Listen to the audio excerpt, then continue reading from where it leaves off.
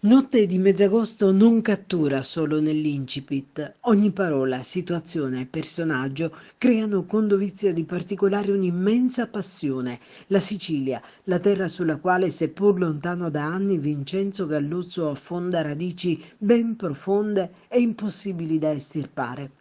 Tramite un fil rouge che è l'amore complicato, lo scrittore racconta di emozioni, travagli, sofferenze e vita che si intrecciano, si dipanano, poi si avviluppano nuovamente, disegnando con abile maestria veri e propri fotogrammi di una Sicilia antica con i suoi vizi e le sue virtù.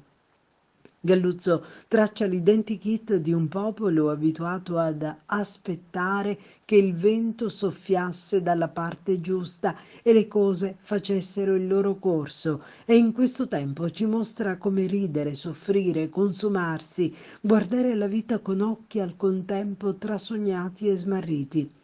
Il linguaggio fluido, con i suoi contributi vernacolari, diventa ricchezza e ricerca storica, mentre gli accadimenti tracciano il profilo di quei siciliani la cui laboriosità e positività trovano sintesi in un avrebbe riportato il sole sulle sue terre, li avrebbe fatte rinascere.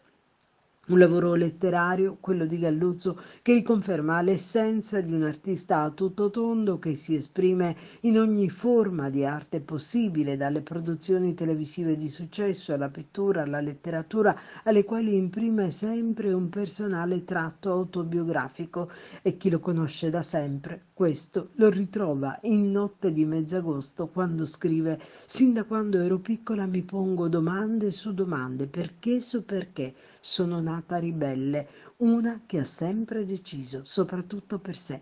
Parole vigorose, tormentate da scelte coraggiose, che affermano una identità forte e volitiva, capace di sfidare regole e convenzioni, in cui la passione e il credere in ciò a cui si anela diventano la spinta per superare gli ostacoli.